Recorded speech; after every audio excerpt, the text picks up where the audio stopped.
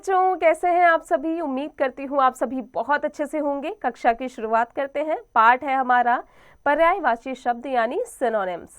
पर्यायवाची शब्द देखिए, पढ़िए और समझिए। माँ हमें बहुत प्यार करती है। माता का स्थान कोई नहीं ले सकता। शिक्षक हमें शिक्षा देते हैं। हमें अपने अध्यापक का आदर करना चाहिए। ऊपर दिए गए शब्दों में माँ के स्थान पर माता और शिक्षक के स्थान पर अध्यापक शब्द का प्रयोग किया गया है। हम एक ही शब्द को कई नामों से पुकारते हैं। इनके अर्थ लगभग समान होते हैं।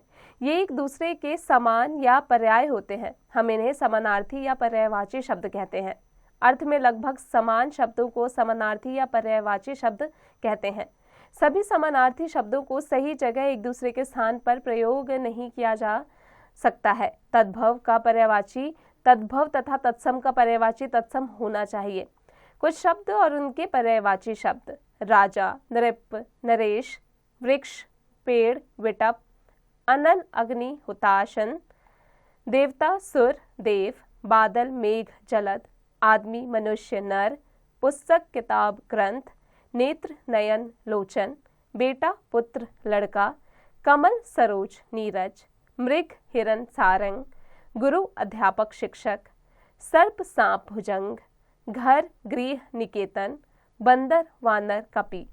नीचे दिए गए पर्यायवाची शब्दों को याद कीजिए। शब्द है आकाश, पर्यायवाची है गगन, नभ, आसमान, तालाब, सरोवर, जलाशय, सर, पक्षी, खग, विहग, पखेरु, रात्रि, रात, निशा, रजनी, पृथ्वी, भू, धरा, धरती, गणेश, गणपत, गजानन, विनायक, पुत्र, बेटा, सुत, लड़का, पहाड़, पर्वत, अचल, गिरी, सूर्य, दिनकर, रवि, आदित्य, मछली, मीन, मत्स्य और झष।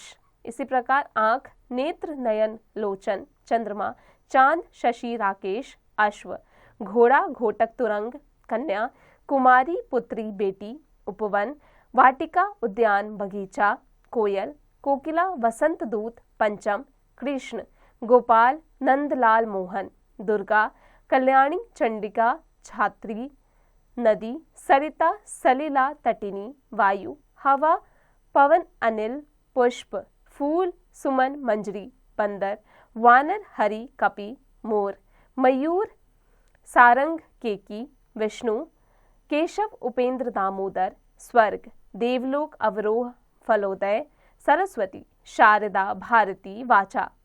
बच्चों, अब आते हैं मुख्य बातें पर। एक ही वस्तु या प्राणी को हम कई नामों से पुकार सकते हैं। अर्थ में लगभग समान शब्दों को समानार्थी या पर्यायवाची शब्द कहते हैं।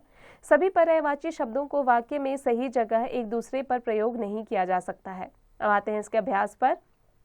लिखने की बारी। सही उत्तर के आगे सही का चिन्ह लगाइए। एक ही वस्तु या प्राणी को कई नामों से पुकारा जा सकता है। आगे का अभ्यास स्वयं कीजिएगा। सही पर्यायवाची शब्द पर गोला बनाइए। बच्चों, इसका अभ्यास आपको स्वयं करना है। नीचे दिए गए चित्रों के 3-3 पर्यायवाची शब्द लिखिए। फूल, कुसुम। बच्चों, इसके आगे का अभ्यास स्वयं कीजिएगा। क्रियात्मक कार्य। नीचे बने पेड़ से दिए गए शब्दों के पर्यायवाची शब्द छांट कर लिखो, जैसे धरती, भूमि, पृथ्वी। बच्चों, इसी प्रकार आगे का अभ्यास कीजिएगा। उम्मीद है कक्षा में पढ़ाई गई हर एक बात आपको अच्छे से समझ में आ गई होगी। अब आप इसका निरंतर अभ्यास करते रहिएगा।